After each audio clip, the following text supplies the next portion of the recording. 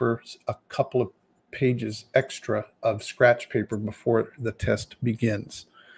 Well, I'm going to move Bluebook out of the way, and we are going to get started. Hi, Naveed. Thanks for stopping in. And here we go. I'm going to start working some problems here, and I'm going to coach you on how I would think about it. I'm going to be thinking out loud for the most part here, explaining what I'm doing. And here we're starting off with a quadratic equation that involves a quadratic function.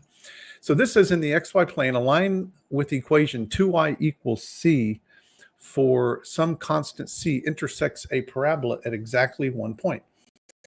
If the parabola has this equation, what is the value of c? Well, one of the things that I recognize about that equation is that is a horizontal line. If c is a constant, a hidden number that we can't see, that means it is a horizontal line. And the only way that a horizontal line is going to hit a parabola is at 1 point would be if it did it at the vertex. So this basically, I need to find the y coordinate. Think about this. This is an upside down parabola. So it's going to look something like this. And there is a horizontal line right here. Y equals c over 2 is that line. So what I have to do is I need to find the x coordinate of the vertex, which would then allow me to find the y coordinate of the vertex. So what I'm going to do here is I'm going to use this formula. Negative b over 2 times a is the formula that gives us the x coordinate of the vertex of a parabola, also known as the axis of symmetry. So here, this is going to be negative 9 over 2 times negative 2. So that would be a positive 9/4. And that would be then the x coordinate of the vertex. Now, what I would do at this point, I think, let's do this. Let's go and use Desmos. So I'm going to pull up this. I'm going to graph y equals, and I probably should have started with this, right? This would be where Desmos is just an incredible tool. So I have, there we go. So there is negative 2x squared plus 9x. And you can see up here, 2 1/4 was the x coordinate, which I just calculated. But if you click right here, it shows you that 10.125 is the y coordinate. So that means that that has to be a line y equals 10.125. But what does y have to equal? It has to equal to c over 2. So then they're asking me for the value of c. It would be 10.125 times 2. And let's just do that here.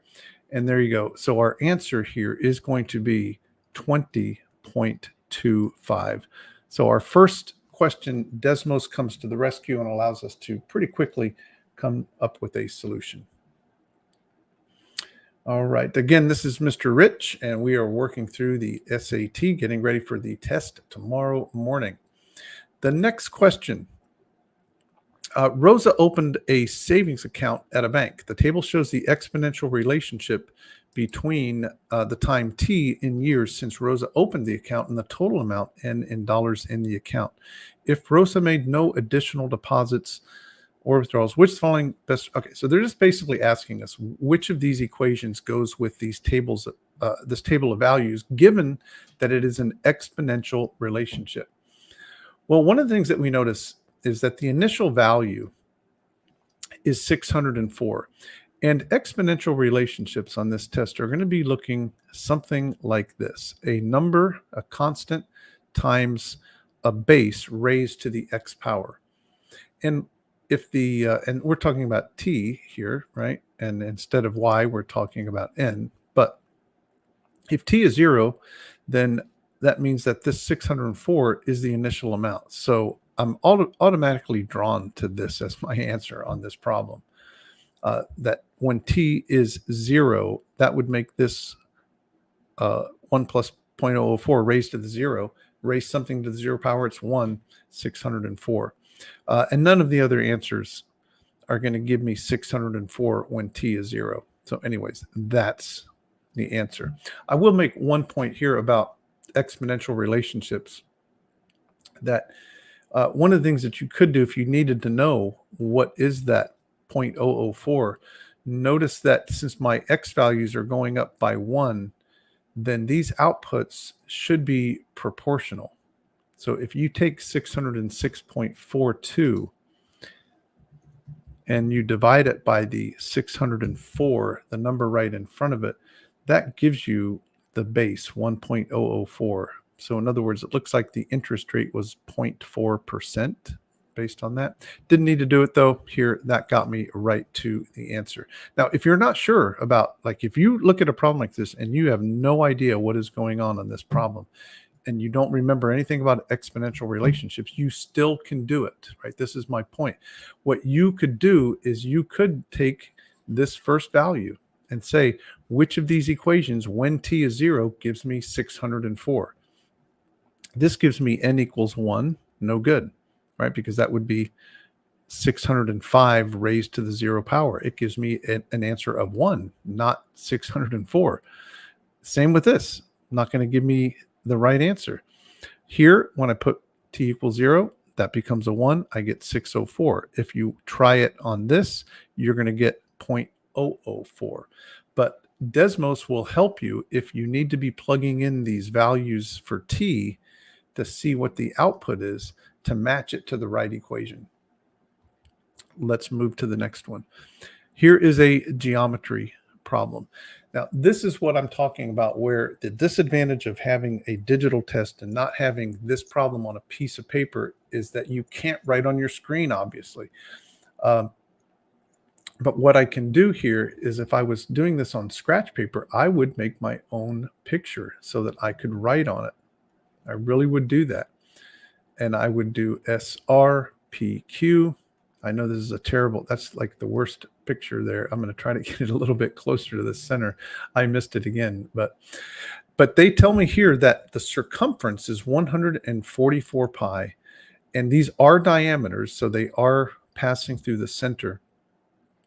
And they tell me that the length of arc PS is twice the length of PQ. So that means that if PQ was X, then this has to be 2X.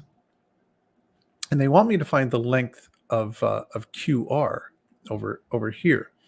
Well, I can tell from my picture that QR, its length has to be the same as PS. But what I do know is that the total degrees here around are 180 degrees.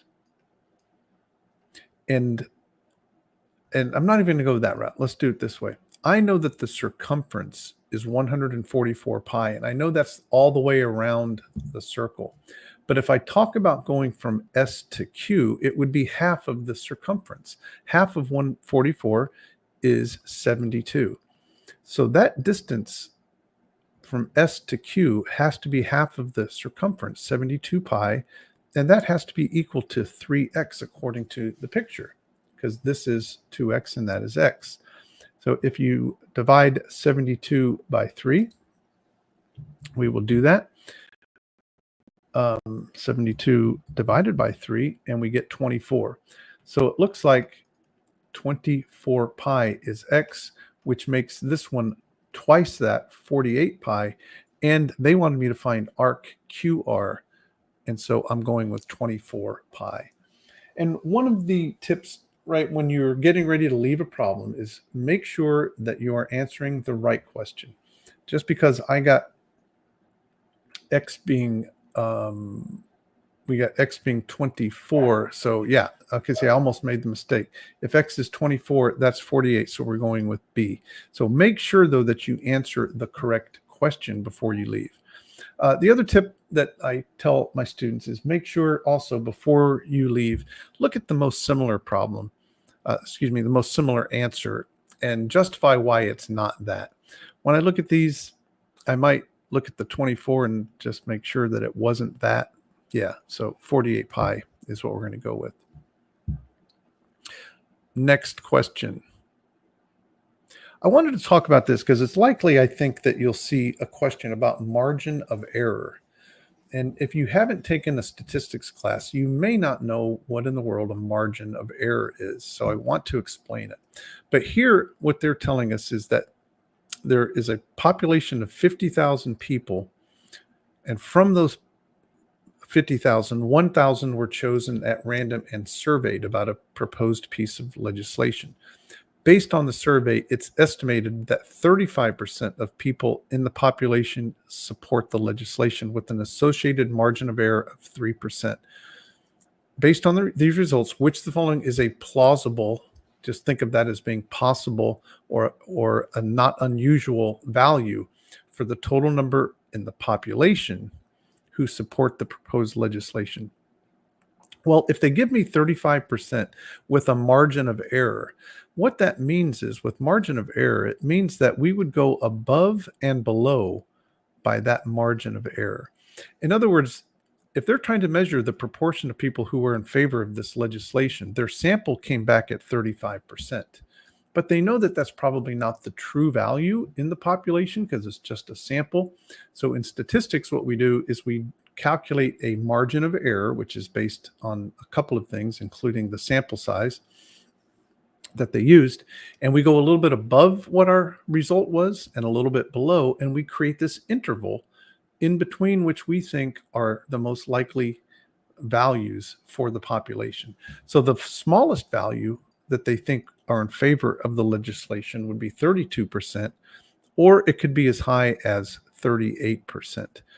And we're talking about people from the population, 50,000. So in Desmos, I would come over here and I would say, let's take 50,000 times 0.32. It's 16,000. That would be the low estimate out of the population. And then I would also multiply 50,000 times the 38.38 to give me the high end, which is 19,000. Like that. So which of the following is a plausible value for the total who support the legislation?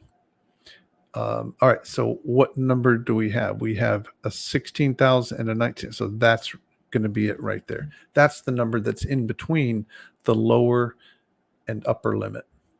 That is margin of error.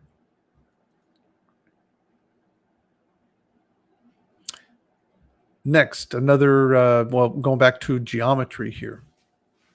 The side lengths of a right triangle RST are given. Triangle RST is similar to triangle UVW, where S corresponds to V and T corresponds to W. What is the value of tangent of W? Well, I'm going to definitely draw a picture here.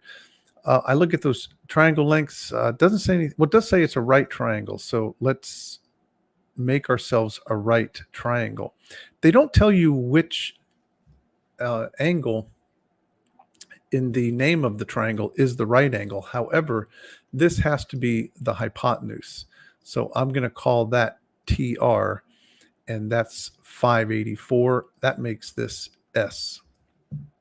Now, if these triangles are similar, they want me to waste time, I believe, and generate this other triangle. But T corresponds to W. And since these triangles are similar, that means their angles are going to be the exact same measurement, although their sides could be different but proportional. All I really need to do to come up with a tangent is use this triangle, and T corresponds to W, so I know that I'm going to use the same ratios for this triangle as the similar triangle UVW. So this side SR is 440. ST is 384. So the tangent of angle W would be the same as the tangent of angle T, since they correspond to one another in similar triangles. So tangent, right, you need to know SOHCAHTOA. That should come to mind when you are thinking about what these trigonometric functions represent. So tangent of an angle is the opposite over adjacent.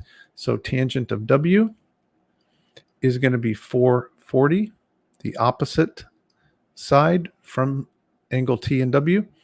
over 384. I look over there. Those are all reduced fractions. I'm going to show you another feature of Desmos. It will reduce your fractions for you. It gives this answer as a decimal, but when I hit that right there, it does reduce it to 55/48. There we go. And I probably would have known that and didn't need to do that even, because look, all of these, the denominator is bigger than the numerator. That was the only one that had a value greater than 1. There you go. But had to draw a picture, right? To make any sense of this problem, for most people, you have to draw the picture of the triangle.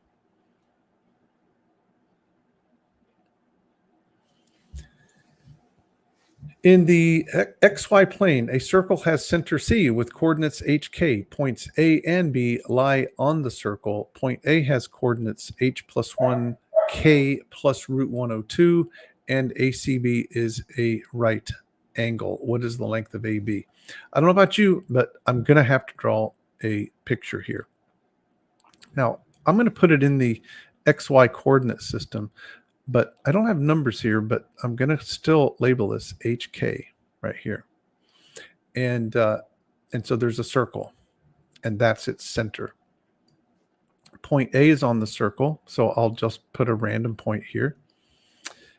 Point B lies on the circle, so I'll put a random point there. And now point A has coordinates of H plus 1. So, I'm going to adjust my picture and move it over here, because that is at H plus 1 to the right and K plus root 102. So it's definitely higher than K. So it would be there. And then it says this is center C. And this is supposed to be a right angle, ACB. Interesting. What is the length of AB? Well, that is maybe a little bit interesting here, because what I want to do, I think, is do Pythagorean theorem if that's a right angle, like this. So how am I going to do this? I'm going to use, I'll use the Pythagorean theorem, because if I know that the points here are H plus 1 coming down here, that ends up being H plus 1. What else do we know about this? What is the length of AB? Yeah, so I'm going to say, let's do a distance formula, I think, which should be the same thing from here to here. Do we know the coordinates of point B? So we'll see HK, they lie on the circle. Let's see what we are going to do here.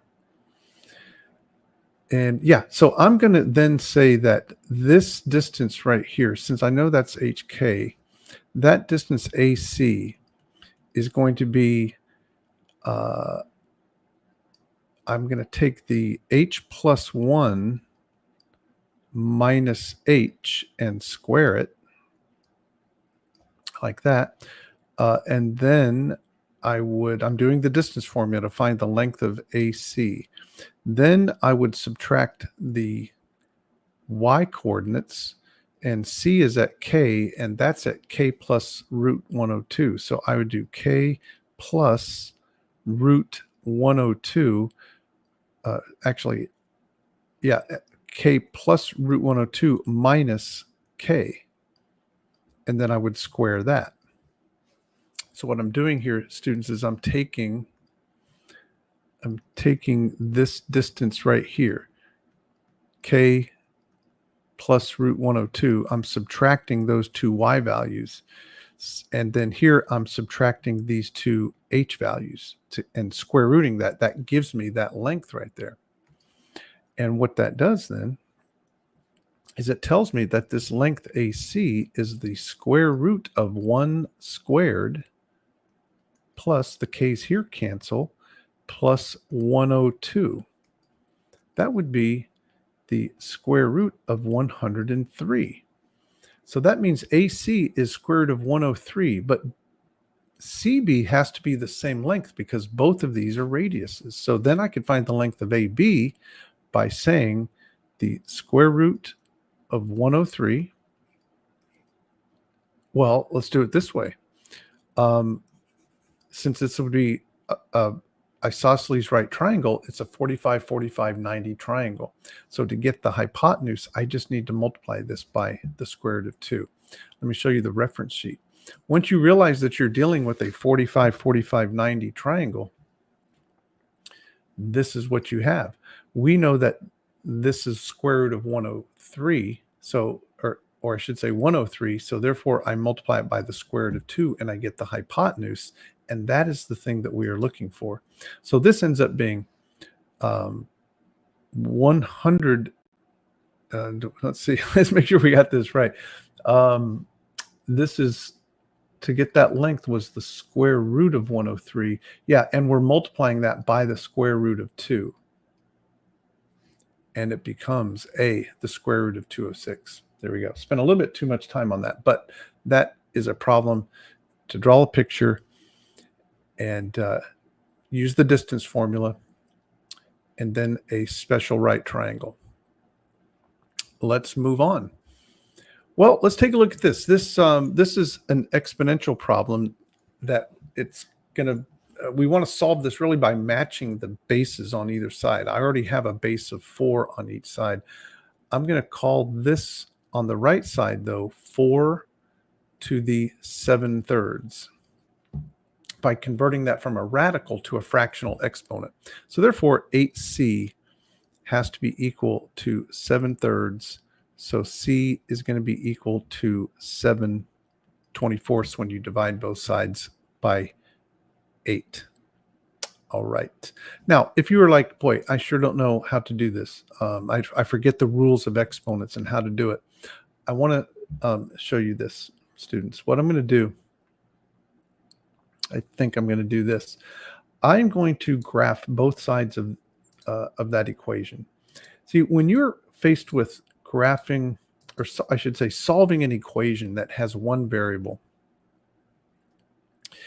and we're trying to find that one variable, what you can do is graph both sides of the equation.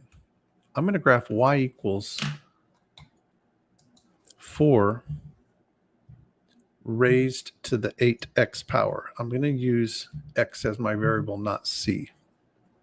If I use c, it'll think I mean a constant, and it makes things a little harder.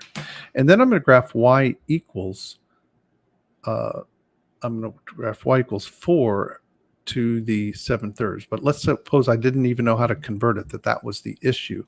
If you come down here to functions, you can find yourself a root, an nth root. It's down at the very bottom of this list. So I can put in the third root of 4 to the 7th power right there. And you can see that the answer is 25.39. So that means that it's going to be a horizontal line up here. It should be. And so if I zoom in on the intersection, when you graph the left and right hand side of your equation, the intersection point will contain the solution right here. Okay. 0.29167. I'm interested only in the x value of the intersection of the left-hand side graph and the right-hand side graph. So if I did respond and put in 2916 on this open response question, that's going to be an acceptable answer. Now, we said it was 7/24, so let's make sure that that is the same number. It is. See that? 0.2916. That was the intersection point up here. So is it easier to convert this and solve it algebraically? Absolutely. But if you forgot how to convert that into a fractional exponent, Desmos can come to the rescue. Graph both sides of that equation. Hopefully that is helpful. Moving on.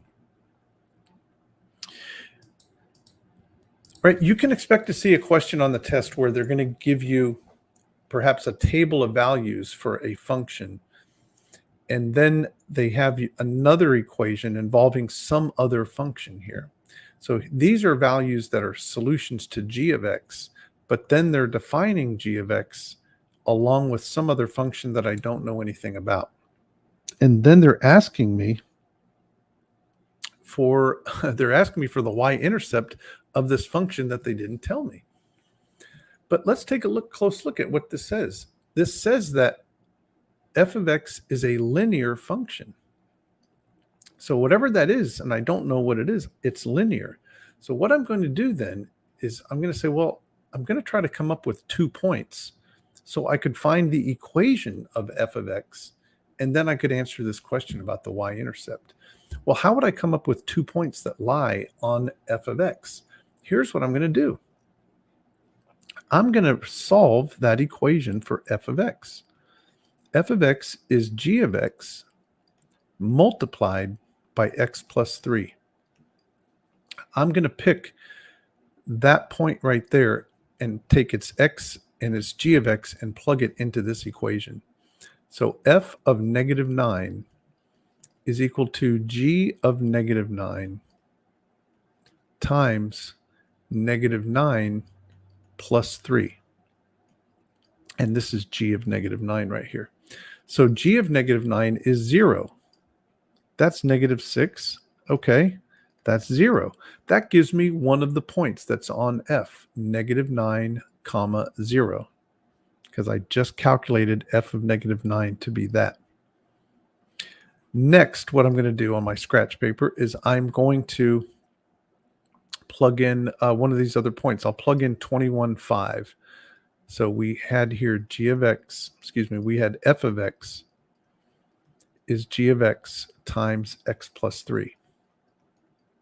When I plug in 21 for x, I say f of 21 is g of 21 times 21 plus 3, which is 24.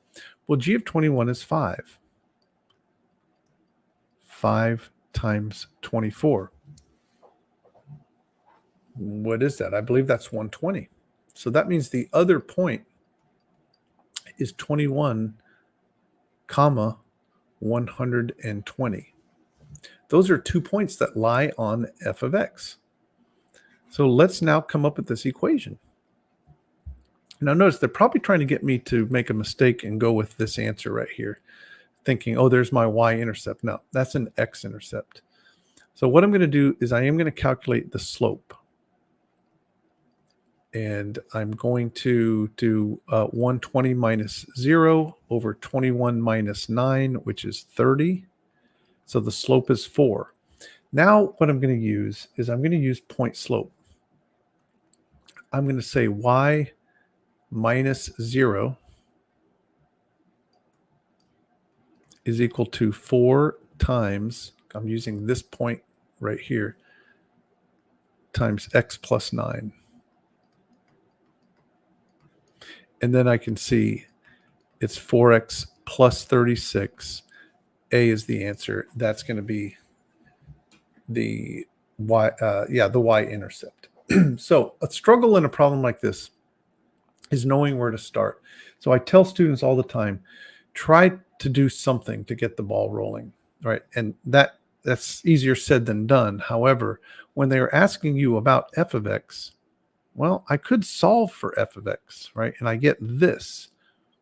And then you have to pay attention that this was a linear function so that you could think about, well, how do I find a linear function? It just takes 2 points.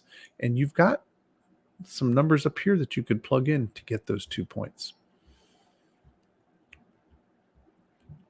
You will see quite a few questions on, several questions on quadratics.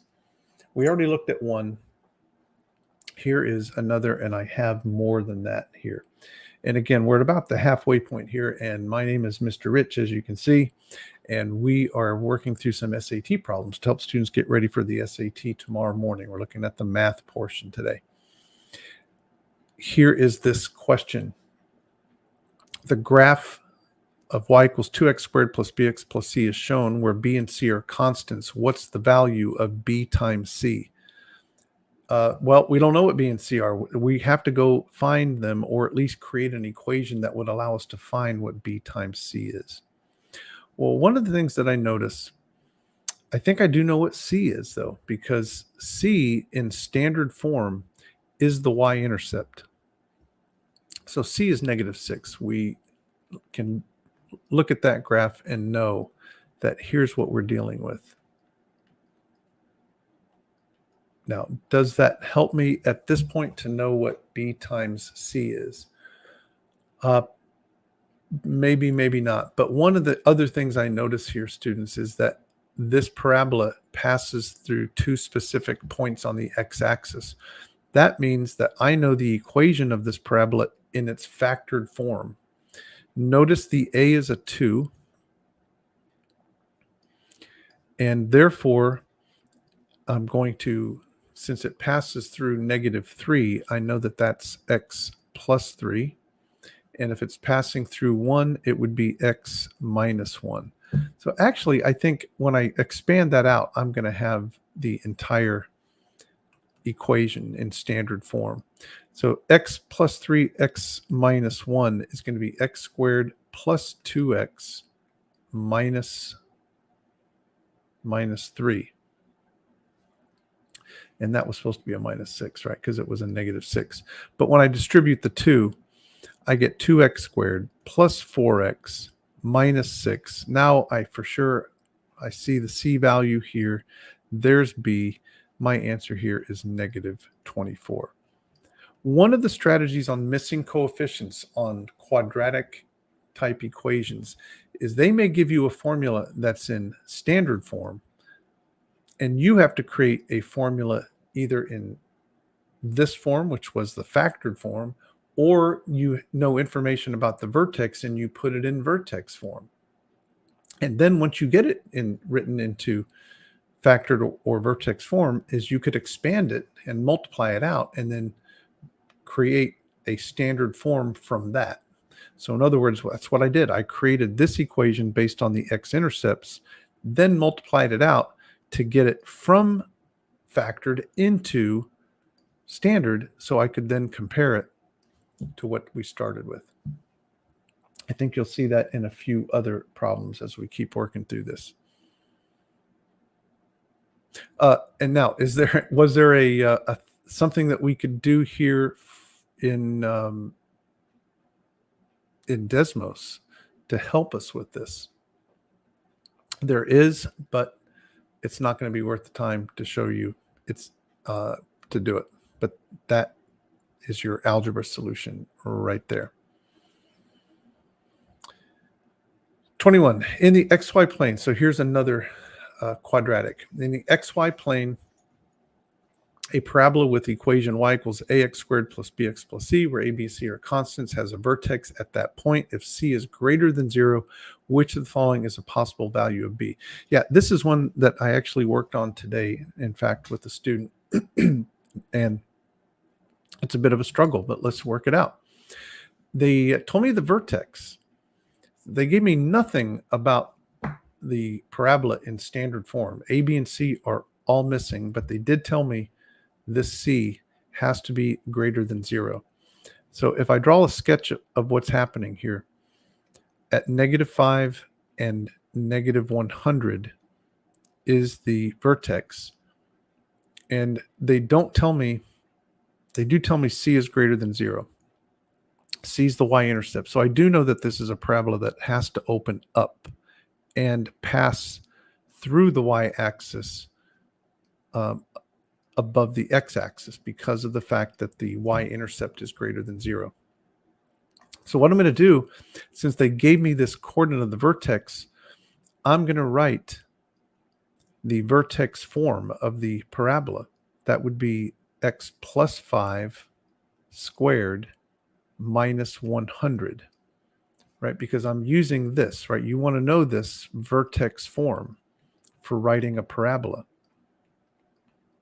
So a times x minus 8 squared plus k, h comma k being the vertex of the parabola. And also notice that the coefficient a in vertex form is the very same coefficient that you would have had for that same parabola in standard form, which is the same one that you would have if you had written it in a factored form. So that's the one commonality between all three forms, is that coefficient a.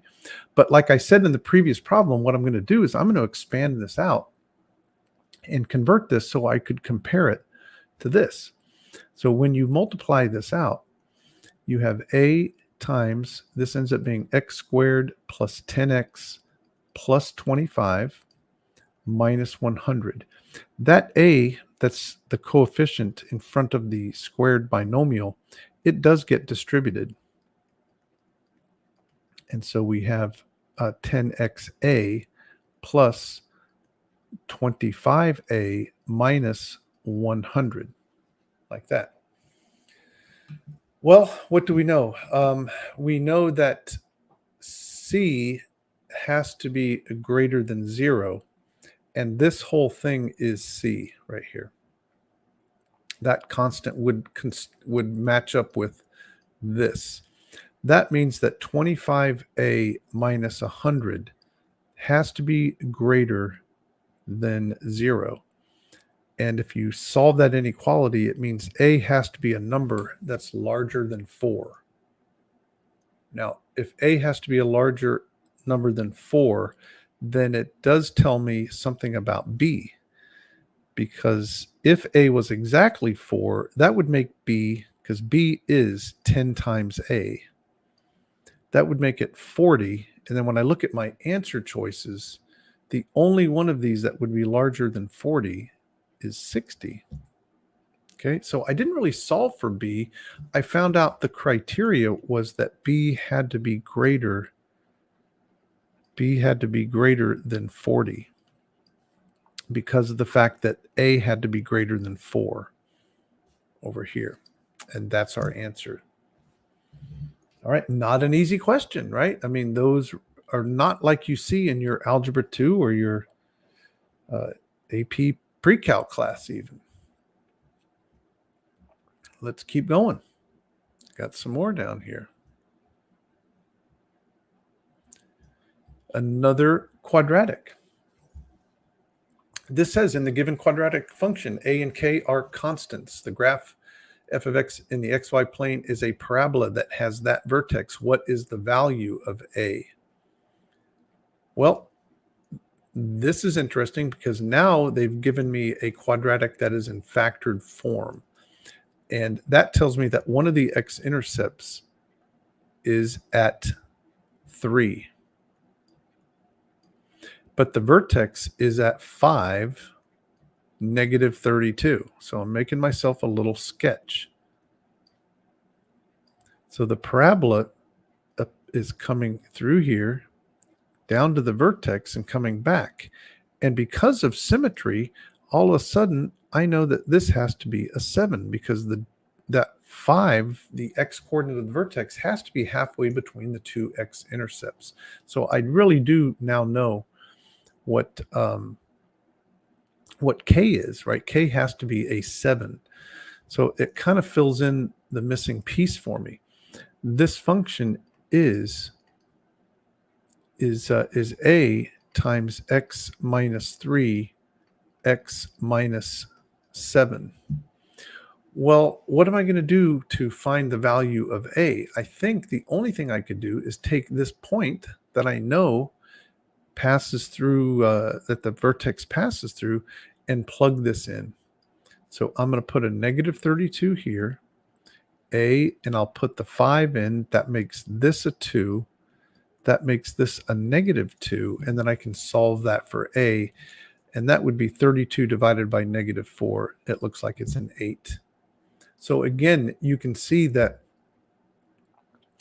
drawing sketches sometimes makes things jump out at you that you may be thinking you have to find some algebraic solution to k. No, you really need to find out that that's an x-intercept, and it has to be the same distance away from 5 as that 3 is. And that jumps out at you on the picture. All right, are we sick of the quadratics? Another one here.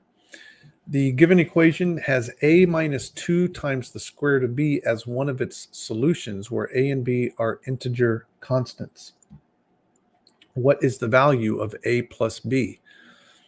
Well, it doesn't take long to look at that equation and say, well, if I try to factor it, I don't think there are any two numbers that multiply to be negative 39 but add to be negative 6. And this statement there tells me this probably is a quadratic equation kind of solution. So, but you know what? Let's go to Desmos. Let's suppose we're just like totally lost and we're like, I think we just need to graph that parabola. Because if you do graph this, remember what I said, if you're trying to solve an equation, you graph the left-hand side, graph the right-hand side, and see where they intersect. Although if 0 is over here, I really don't need to graph y equals 0 because it's already graphed. It's the x-axis. So really what I'm doing is I'm just looking for the x-intercepts for this parabola. Now what's going to happen is they're not going to be integer values. So we will come down here and take a look. And then you realize, wow, it's these are irrational numbers. These are decimal numbers. And they want to know what A and B are. So could I do this? Not very easily. I'd have to set up a system of equations. It's more work than it is worth.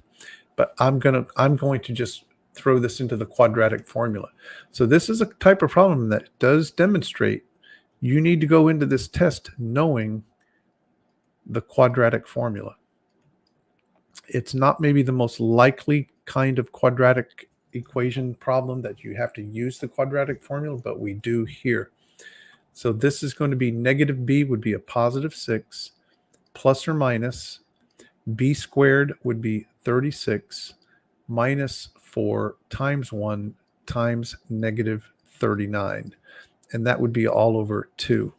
So I'm going to come over here to Desmos. And one of the nice things about Desmos, like your TI-84, it does understand the order of operations. Let's see. So it tells me 195. Now, just to be sure, I am going to put this in parentheses here to make sure that, yeah, so it is 195. So x is equal to 6 plus or minus square root 195 all over 2. Now, we have to factor 195 because there's going to be, and we can see that what we just pulled out here is a 2, but there's already a 2 here. So what am I thinking? That still doesn't look right. 4. So let's make sure we did that right. 36 minus 4 times 1 times negative 39. Yeah, okay, I did do that wrong. That's 36. Rule number 1, make sure you don't miskey anything in Desmos. So it's 192. That's going to be divisible. Certainly, a 192 is going to be divisible by 4. I think it's also divisible by 16, which means it's also divisible by a larger number. Yeah, well, let's go with, let's see, 16, 25, 36. 36? No. 49. No, what am I missing here? So 192 divided by 16 leaves us that, but that's 16 times 12. 16 times 12, that's 4 times 3. So 64. Oh my gosh. So, okay. So that's going to be a 3, right? Yeah. 64 times 3. So then this is going to be x equals 6 plus or minus square root of 64 times 3 all over 2. Now, notice that it says that the equation has, it's a minus 2 root b, which is interesting because that means that we don't want to pull out anything but a 2. So I really only want to factor this with the 4. Notice this, that if I divide this by 4, I get 48 times 2. Yeah, and we're looking for a plus b. There's got to be a better way to do this. Because I need to have a 2 out in front. but it would be divided by the 2 on the bottom, so I need a 4. So I need to divide this by 16. That's what it is. So if I divide by 16, I get 12. So here's what would happen. 6 plus or minus 16 times 12 all over 2. That allows me to pull out a 4, leaving a 12 in there, 2. And then this becomes 3 plus 2 root 12. And so my answer would be B, 12 plus 3, right there. Okay. Anyway, so that looks like our solution to that. A very strange question, but did require us to use the quadratic formula. Let's keep rolling. Yeah, this is a one that requires us to draw a picture. A rectangle inscribed in a circle such that each vertex of the rectangle lies on the circumference of the circle. The diagonal of the rectangle is twice the length of the shortest side of the rectangle. The area is that. Well, let's not get too worried. Let's go ahead and draw our picture. There is going to be a rectangle of some sort that's inscribed inside. So it's going to look like this. And that's going to be a diagonal. Now, it just turns out that that diagonal will pass through the center. I'm not going to explain why, but even if you draw a half crude picture, you will see or could assume that that's going to be true. What did they tell me? They told me that the diagonal is twice the length of the shortest side. If I call the shortest side a variable x, then that whole hypotenuse of this right triangle is 2x. Now, that right there is supposed to trigger something in your brain and say, when you have a side of a right triangle, one of the legs, that is half the hypotenuse, that makes it a 30, 60, 90 triangle. This is what you have to have. They want this to be embedded in your brain right there, so that when you see this 1-to-2 relationship between a leg and the hypotenuse, it's 30, 60, 90. That makes things very interesting, because that would make this the 30-degree angle, and this would be the 60. And that relationship says that that has to be root 3 times that shortest leg. And then look what they told us. This starts to make sense, because they're telling me that the area of the rectangle is that.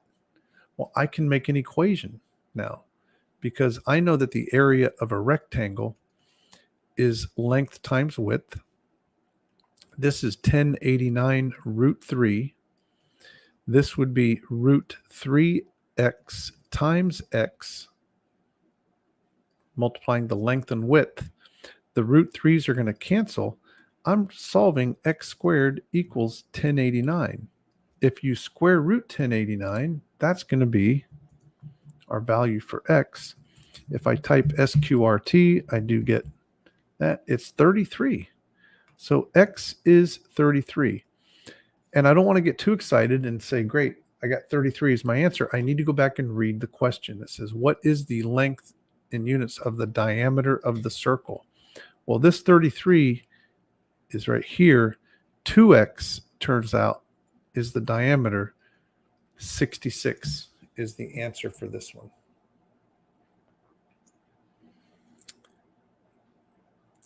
Also, I think it's likely tomorrow you will see a question about standard deviation.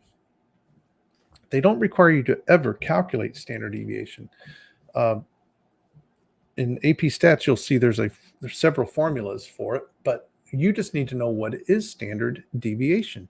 Standard deviation for a set of data is a measure of how spread out the data is from the center. In other words, data that is more spread out has a higher standard deviation, because standard, think about it this way. Standard means typical. Deviation implies deviation from the middle. When you look at these two data sets and you compare them, you can see that really what they did in this data, it looks like they took 3 points here and moved them to the last one, and then they took 2 of these points and moved them over to here. So for sure, this one has a higher typical deviation. You might say, well, it doesn't look more spread out. It's going from 20 to 25. Well, that's true, but I have more points further away than I do up here. And so therefore, these are heavier weighted. I have more points further away. It has a higher standard deviation. So I'm evaluating these two things. Which one of these are true? Is the mean of data set B equal to the mean of A? And is the standard deviation equal? So that's not true. Now, would the means of these two things be the same? It is not likely at all that the mean value, although it's possible, I don't think that it is. Now, one of the things that you can do on Desmos, if you wanted to like actually calculate the mean on these, if you type the word MEAN and then put a parentheses, you can put a list in. Now you have to put these numbers in as many. If there's 3 dots above 22, you would put those in. So I got to put 4 24s and then a 25. It gives me a mean of 22.8. If I do that for the second set of data, there's 3 20s, there's a 21, a 22, a 23, a 24, and then I've got 4 25s. Yeah. So this one, 6, it looks like this one here has that they're not the same mean. And that makes sense. Because I'm moving these 2 to a lower and 3 to a slightly higher. So it looks like 2 only. Now, before I left this problem, since those are so close, I'm suspicious. And I would go back and make sure that I put these in right. I got 3 20s, a 21, a 22, a 23, a 24, and I should have 4 25s. I do. Up here, I have 1 25, 1, 2, 3, 4 24s, 1 23, 3 22s, a 21, and a 20. All right, and those of you that know how to use the TI-84, you can put those in lists in your TI-84. But I think Desmos ends up being a little bit faster.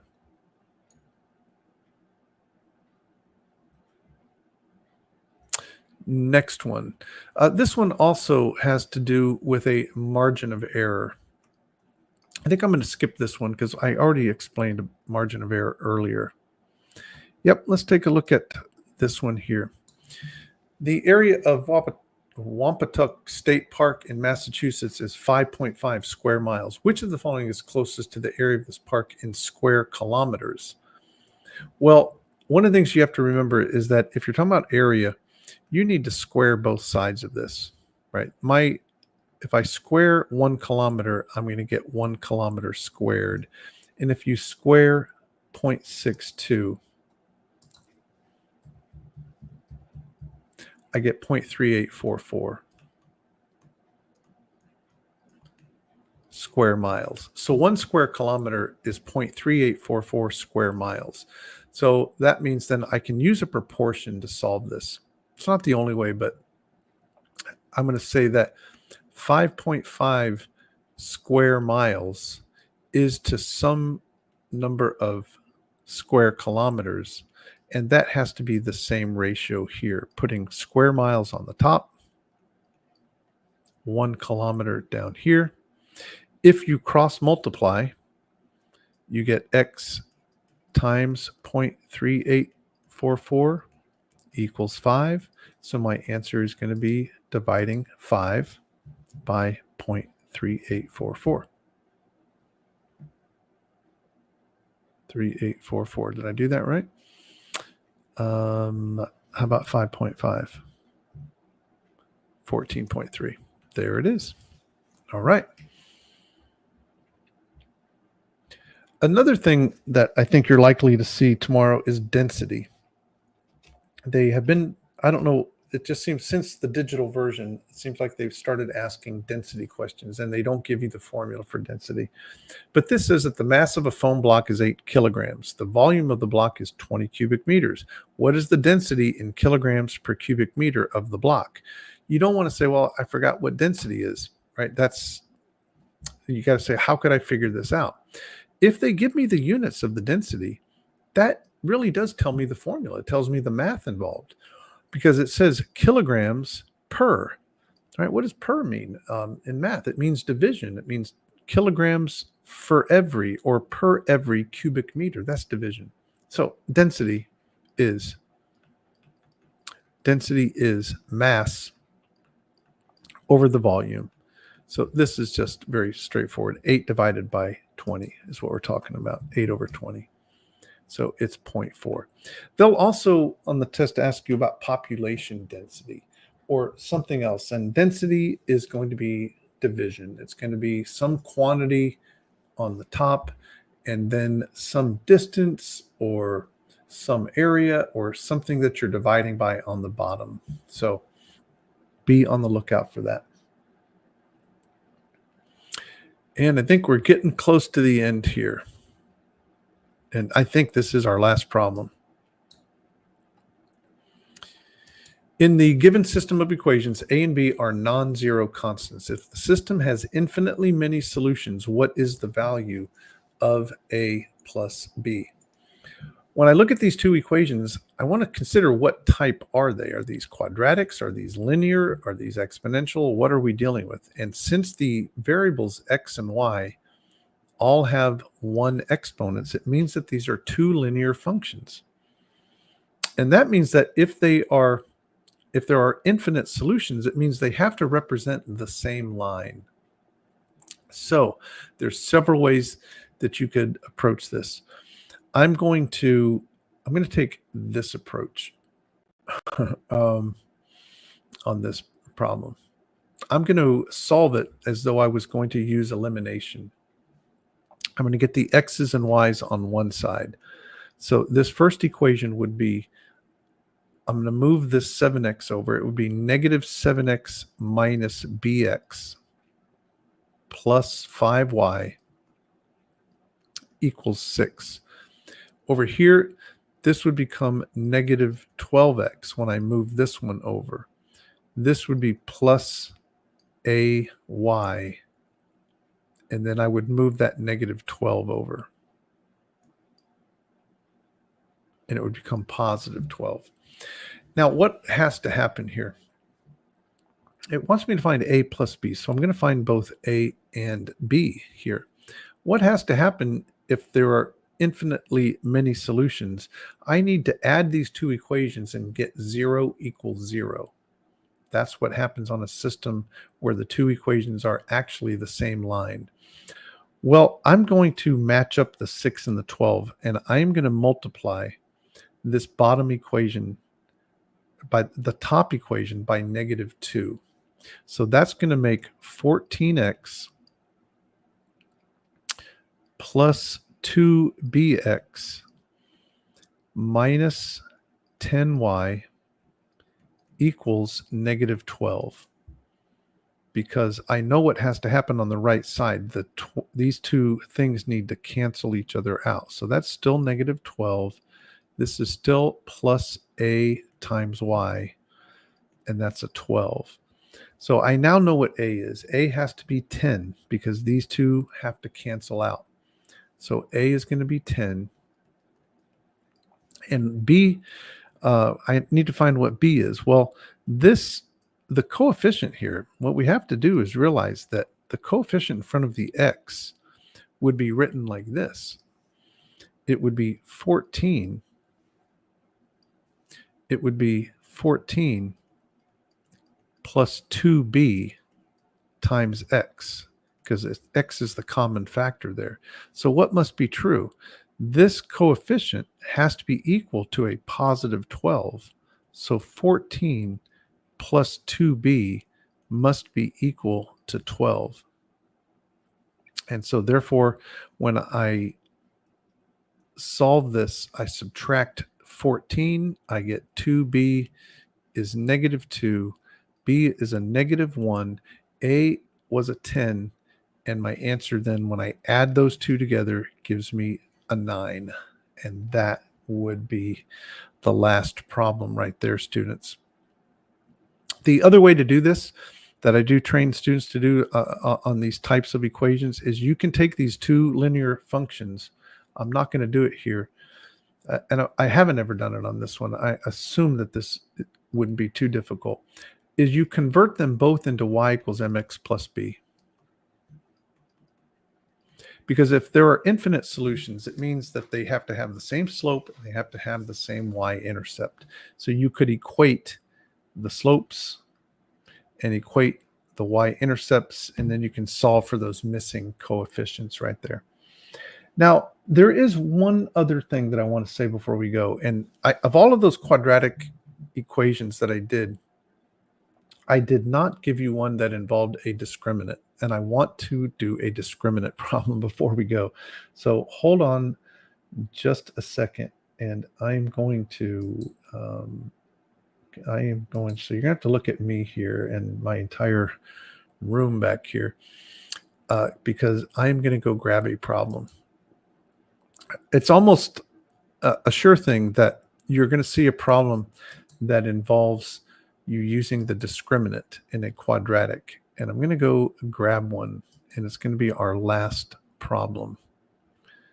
And I think this is one. I think this is one that I had worked already today, and it'll allow me to explain what I want to tell you here.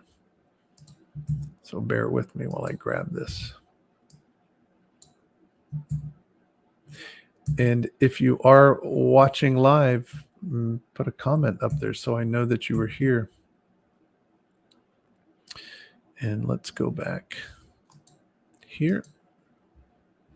And I will plop this down and we'll get back to it. Okay, let's go back.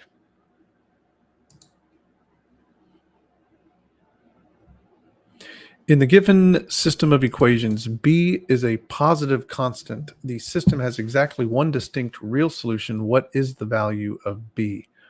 Well, this is a system as well, but it's a linear with a quadratic. And to solve it, I'm going to use substitution. So I'm going to make this equation to look like this.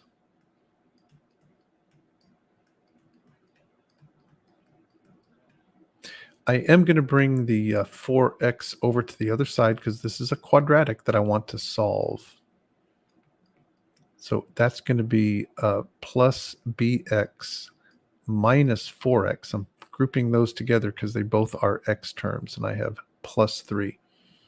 And it says that for this quadratic, there's only one solution. So when you're dealing with a quadratic problem, and it tells you how many solutions it has, either 0, 1, or 2, that's what we call a discriminant problem. Because the discriminant of the quadratic formula, which is b squared minus 4ac, right, this is what I'm calling the discriminant, b squared minus 4ac. It comes out of the quadratic formula. If there's only one solution, that discriminant must be equal to 0.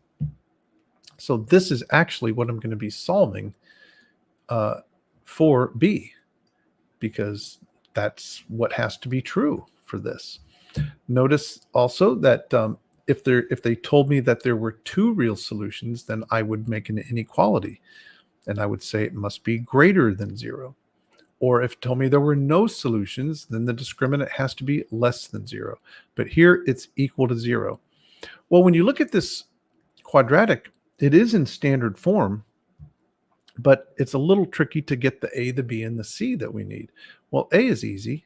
That's a 3. The c over here, the constant, is also a 3. But this is the maybe challenging part. It's bx minus 4x. So then what is what we're calling b, right? What is when we're talking about ax squared plus bx plus c, I need to know the coefficient in front of the x. That coefficient is b minus 4. They both have x's. If you factor the x out, you're left with b minus 4. So what I need to put in for b is b minus 4. So this equation is going to look like this. B minus 4 squared minus 4 times 3 times 3. And that must be equal to 0. I am not going to go ahead and square this. I could expand that binomial, combine like terms, and then factor it again. But that's the long way. I could also come over to Desmos, and I could graph that right there as it is and look for the x-intercepts. But I think it's a little faster to do it this way. I'm going to move this product over here. 4 times 3 times 3 that's a negative 36. It comes over as a positive 36. I'm going to square root both sides. When I square root 36, I get two answers, plus or minus 6. And now I actually have two values for b. B can be 6 plus 4, and b could be negative 6 plus 4. So this could be a 10. This could be a negative 2. Notice they said b is a positive constant. So that forces me then to use that as my correct answer. B must be equal to 10. Okay. And so that's the discriminant problem. All right, students, that is it for tonight. I wish you all the best of luck in the test tomorrow. I'm sure you're going to do well. Get a good night's sleep. Eat a breakfast tomorrow with not a lot of carbs, but some decent protein, and go in there and do great things. And again, no pressure, right? Most of you are going to have multiple attempts at this test. So not getting the score that you're hoping to get is not the end of the world, right? It's something that you can take again. But if you've prepared well, you should have lots of confidence. And if you don't get the goal score that you're looking for, you know that you can put in the work next time and bump that score up. Okay, everybody, that's going to do it for me tonight. I will see you in the next session. Take care.